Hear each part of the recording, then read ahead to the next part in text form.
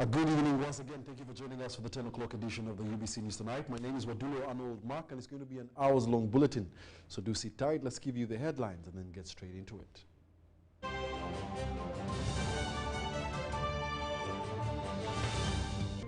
In our top stories tonight, IGAD Operation Wealth Creation Forge Partnership to boost service delivery. Botswana's President Gideon Boko calls on Africa to step up the fight against corruption. Makerere University honors renowned literary icon Ngugi wa Thiong'o. And IGP Byakagaba passes out over 400 officers at Olilim Counter-Terrorism School.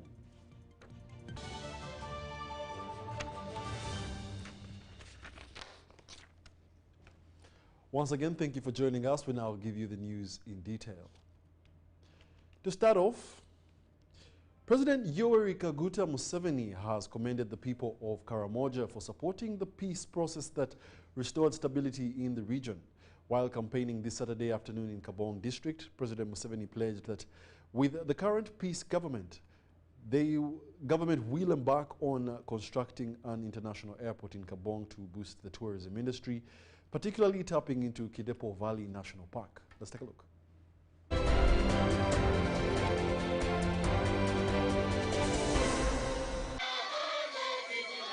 It was excitement all over Kabong district as they hosted the NRM presidential candidate Yoweri Kaguta Museveni's Saturday campaign rally. As part of the Karamoja Trail, Museveni has campaigned in Kabong from Kabong Senior Secondary School grounds.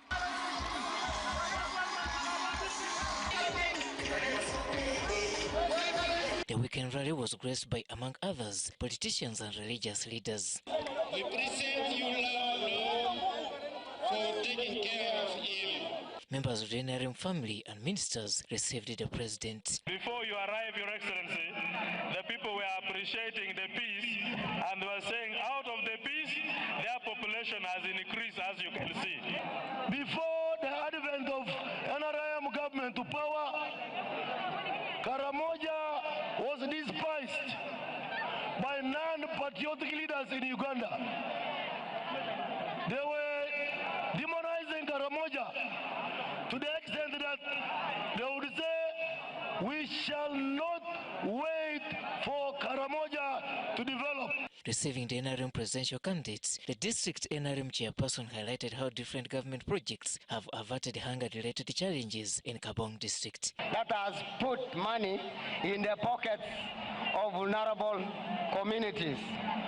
Our people have taken advantage of these funds to transform their lives, and so far, Akoro or anger has significantly reduced. The leaders also poured out most appreciations following the pacification of Karamoja as a one gesture which has greatly restored peace and stability in Kabong. We commend the good work of the UPDF and other sister security agents for sustaining peace.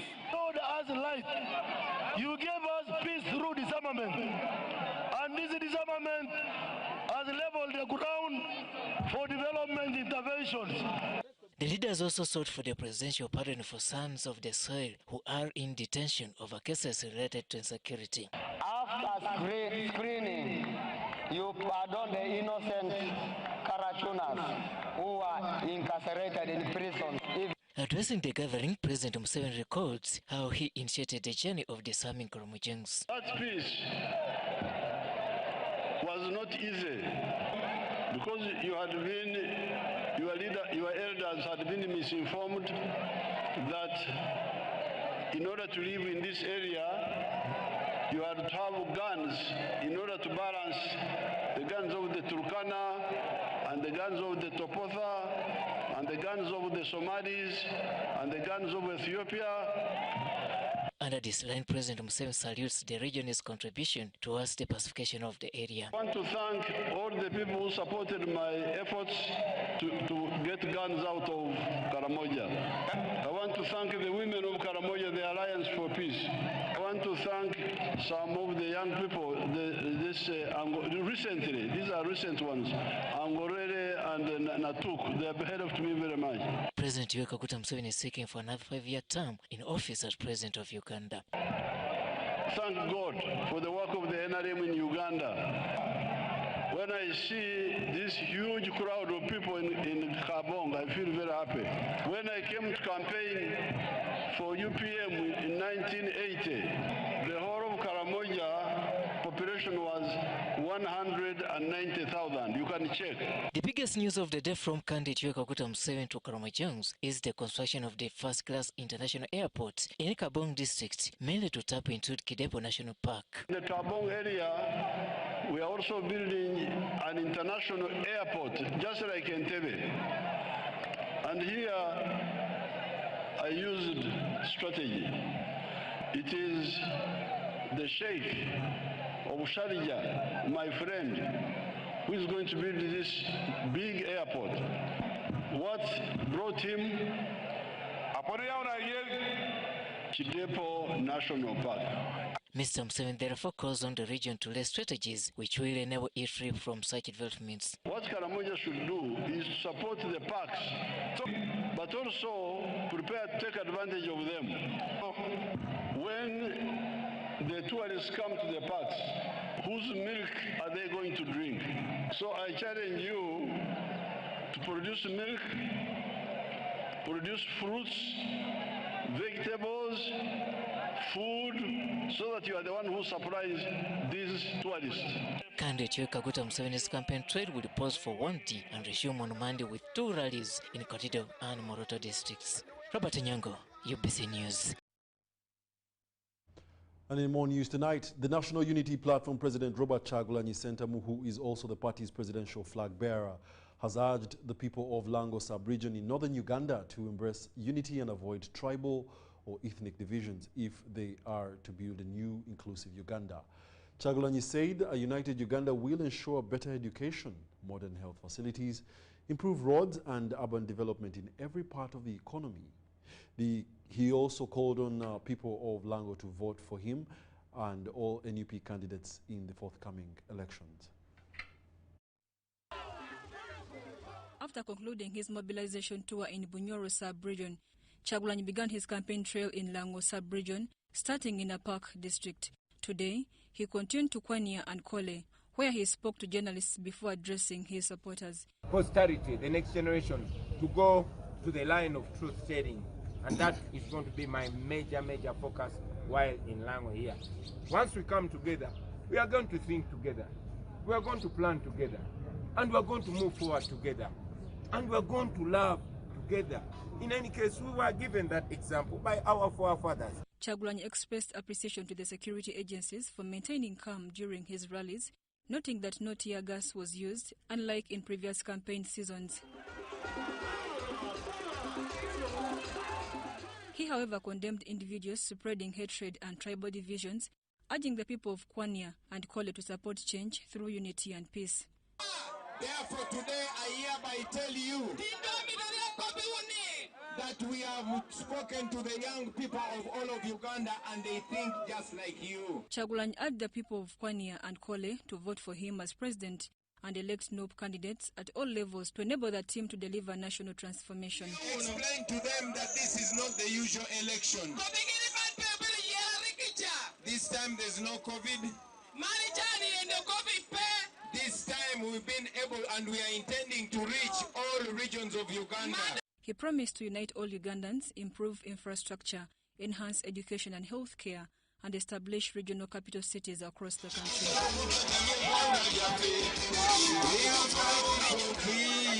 Kyagulanyi also encouraged citizens, especially the youth, to actively participate in elections, stressing that voting is the most powerful way to change leadership.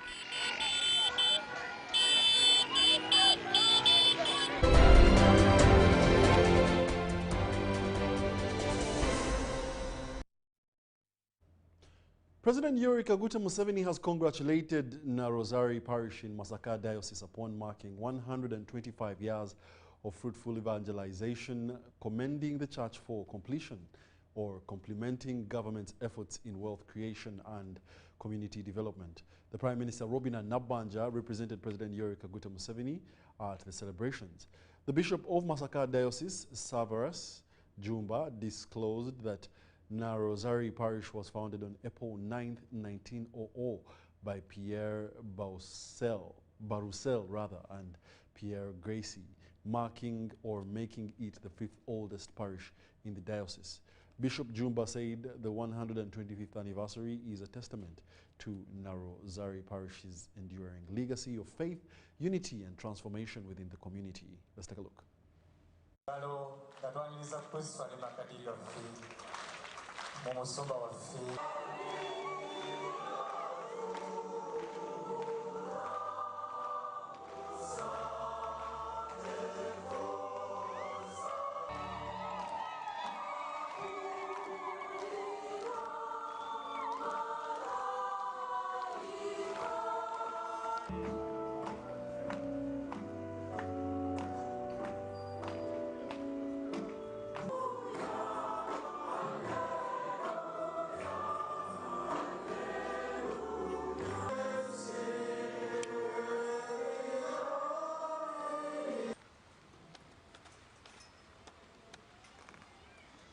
Tuze kwebaza Katonda olw'emyaka 125 egy'okubangibwawo kwa parish yaffe eno ewolerezebwa nyaffe Bikira Maria wa Rozari. Yatandika mu mwaka 1900 okwogerwako ng'ogw'endagaano mu Buganda. Ndi wano omufaayo omufiika we yagezebwa oba tusobola okuddukanya parish. Our ability to manage a parish unit, and we succeeded. Kati chetutukiza wano, chetukiza akabisibisi, bwe bulamu obw'okukkiriza okukatoliki. You should not be limited to spiritual evangelism alone. The religious leaders should continue mobilizing communities to be active participants in government programs geared towards eradicating poverty at household level. Ebyobulamu nga bwe mumanyi nti tugamba district efune hospital ate Masaka tedafuna hospital esobola okujja wano abantu bajanjabibwe okusinga ogenda e Masaka kuba Masaka wala. Kakati tugamba buli constituency wabeeremu health center 4.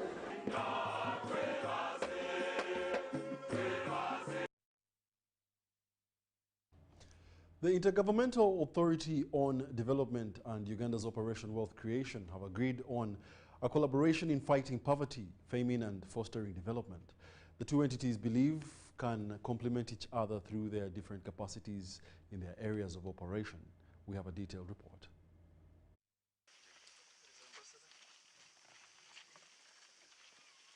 The Executive Secretary, Intergovernmental Authority on Development, Dr. Woknegebeyehu, and the Operation Wealth Creation Chief Coordinator, General Salim Saleh, have agreed that they serve the same clientele to solve similar challenges, and therefore a collaboration will add value to their entities' works. IGAD is very happy to work with the Creation of Wealth team, and also we will continue to engage in some of selective areas, especially the experience here in Uganda. IGAD is a very useful institution in terms of their mandate, and I think we are at their service. We are a civil military organization which was tasked to look for the people who have never touched money. It has not been easy. Now we have shared our experiences with IGAD. They are appreciative. That's why they are looking for our collaboration with them. With the plethora of social challenges IGAD handles in the region, such as low agricultural production, food insecurity, less impact on the international markets, among others, Operation Wealth Creation identifies as a reliable partner due to its contribution in Uganda's money economy. We are marginalized in terms of participating in the market, even live alone here in Africa, in the region. The margin of market among ourselves and also internationally, we are out of most of the markets. The role of OWC for the last 12 years has been to bring people who are outside the money economy into the money economy. The two entities agreed to share ideas and complement each other's efforts in their areas of duty. We have extensively discussed with them the issue of cross-border operations between the member states, Kenya, Uganda, South Sudan, Ethiopia, and we have given them a lot of material to read through because we have overstudied the terrain.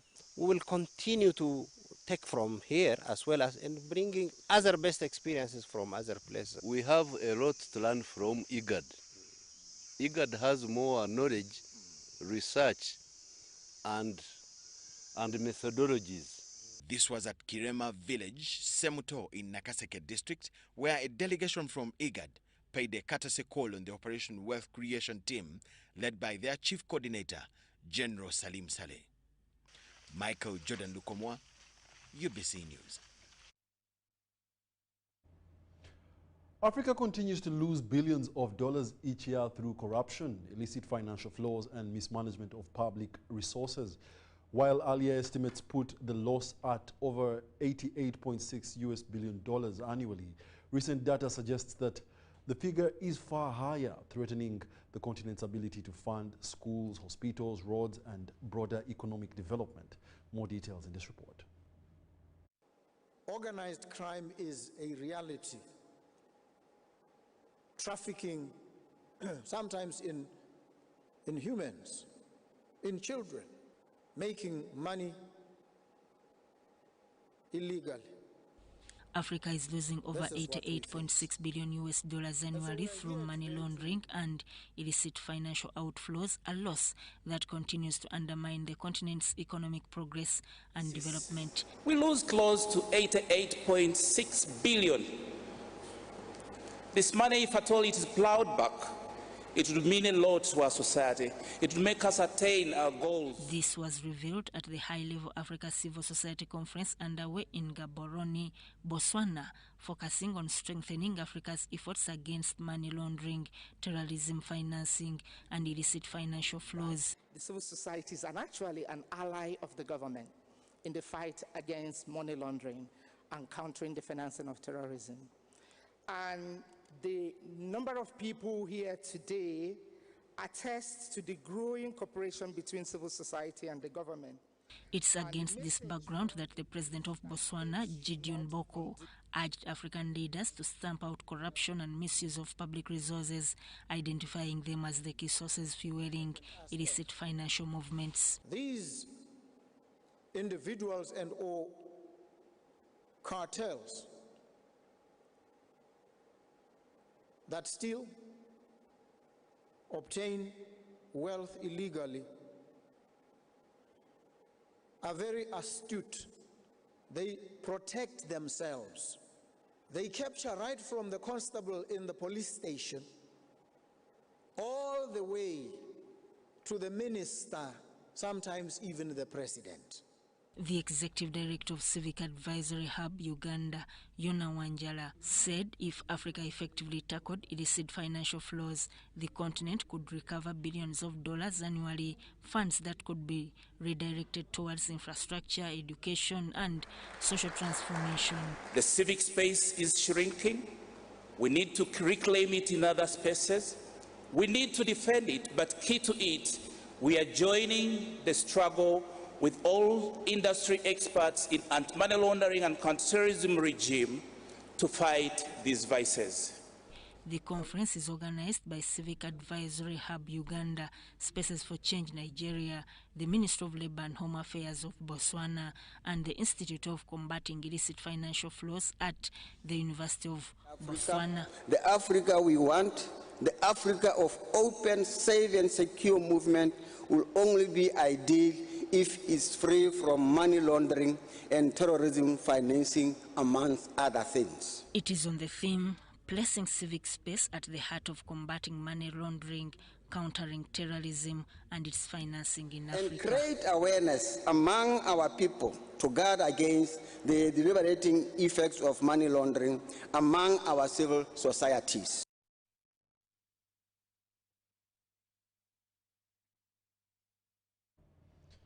Makerere University has held a solemn yet spirited memorial in honor of the world-renowned author and literary revolutionary Ngugi wa Thiong'o, one of Africa's most celebrated voices and a proud Makerere alumnus. The gathering brought together scholars, writers, students and dignitaries to commemorate Ngugi's enduring legacy, his uncompromising struggle for cultural emancipation and his transformative influence on African literature. Let's take a look.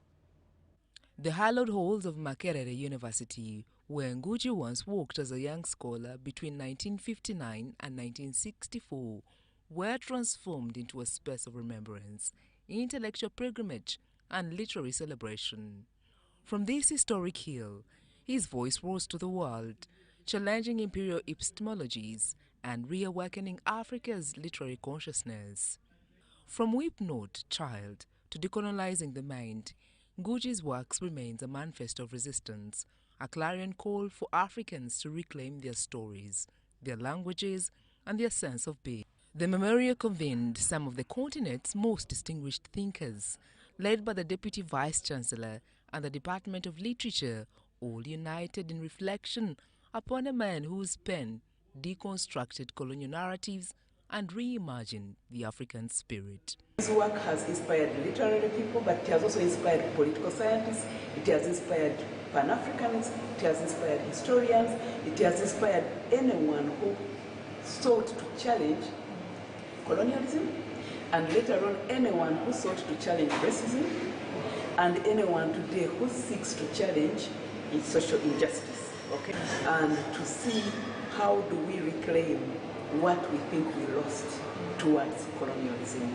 And of course, towards the end of his life, he begins the journey into going to the motherland, given the significance of language, given the significance of culture in making a people, in defining a people, in giving people identity.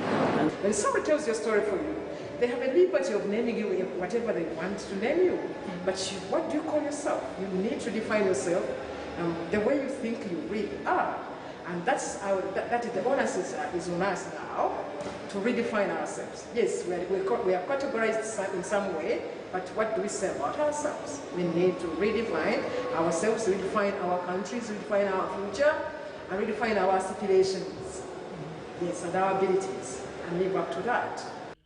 Central to the discussion was Ngugi's unwavering advocacy for the use of African languages in education, a vision that scholars insist remains both urgent and revolutionary in today's globalized and linguistically fractured world. His teachings, his memories, his works he leaves for us are very applicable today to students, to teachers, to people across the discipline. And not to see themselves as the colonizers saw them, and not to fit into the categories already defined for them by the colonizer, but to know that they have a history, that they are intelligent, that they have their own philosophies they can engage with, and that they can develop their own solutions to their own problems. And that is very important. And so that within African writers and young African scholars need them to understand how to redefine their own people and themselves.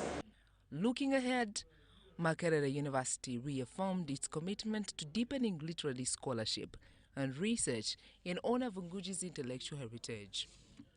Though Ngugi wa Thiong'o's may have passed on, his voice, rooted on this hill, continues to echo across generations. His memorial was not merely a tribute to memory, but a rekindling of Africa's unfinished odyssey toward cultural liberation, linguistic pride, and self-expression. Sandra Kahunde, News Tonight. Nominations for parliamentary hopefuls have closed today, characterized by different pledges made by candidates, with the various challenges faced by Karamojong top on the list being water scarcity and insecurity. Napak woman MP Nakut Faith has listed the two as her main focus in her 2026-2031 term woman MP race. We have 5 areas of focus for the next 5 years. One of them is to maintain and sustain the current peace and security that we enjoy, to stamp out criminality at all levels. The other is they intensify the fight against the poverty. I have a plan for them on how we will work together to fight poverty. And the other is on water for both production and human beings. We will see how to work with them. There is a breakdown on what we will do together with them and the government and partners. We will also address the issues of education and health.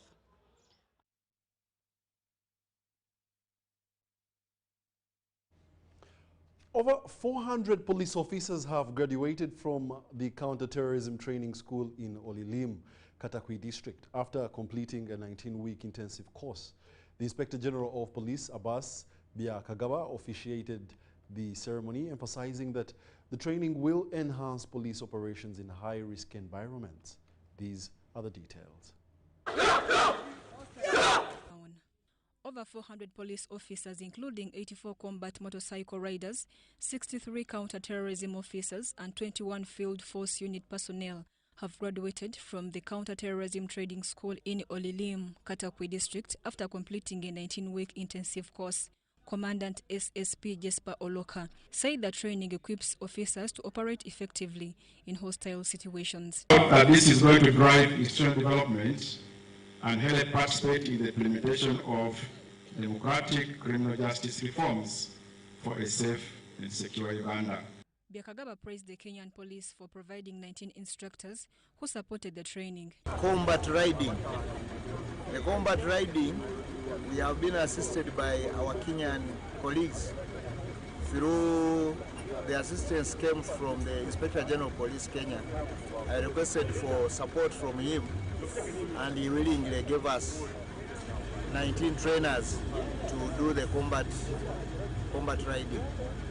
So we feel this is energizing us in terms of handling the different aspects of criminality, including like people riding on motorcycles and harming our people and getting away with it. We think we are giving a message to those people that the time is now very short for them to operate. We are going to get on top of this situation. But also, on a bigger picture, this is preparedness to counter the threat of terrorism. He cautioned the graduates against indiscipline, misuse of social media, and alcoholism. The ceremony was attended by Assistant Inspector General of Police David Waswa Sengendo and Moses Kafero, UPDF, prison officers, and political leaders from Katakwi and Napak district. The inaugural Citrus Festival in Teso sub-region showcased local produce, boosted agribusinesses, and fostered community unity through vibrant cultural exhibitions and citrus-themed activities. Organized by the Korean Program on International Agriculture, the event drew thousands of farmers to promote citrus production, improve quality, and encourage sustainable practices. Colorful, vibrant, and filled with song.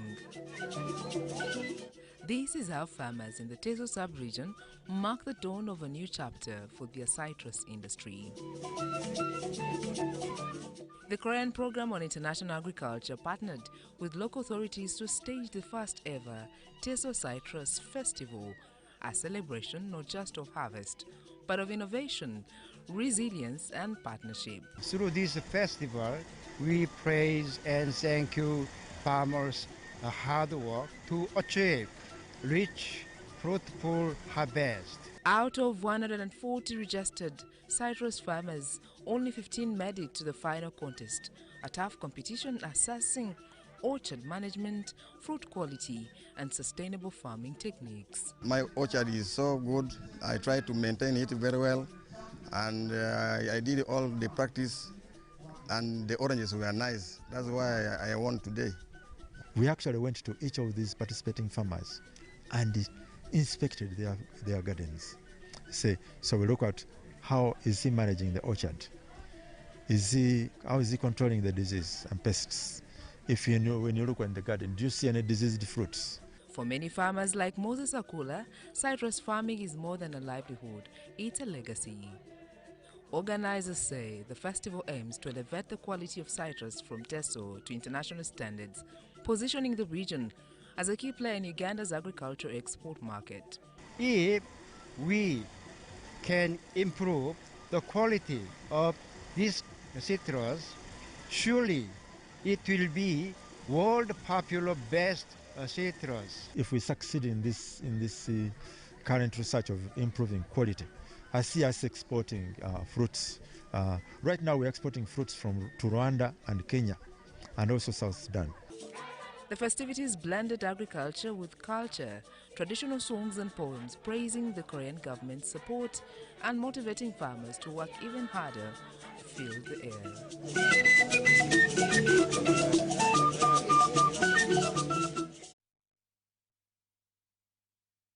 Experts hailed the initiative as a transformative platform for knowledge exchange and inspiration within the farming community.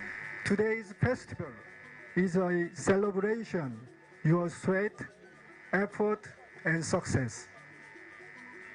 I also thank Dr. Joe and COPIA team for organizing this work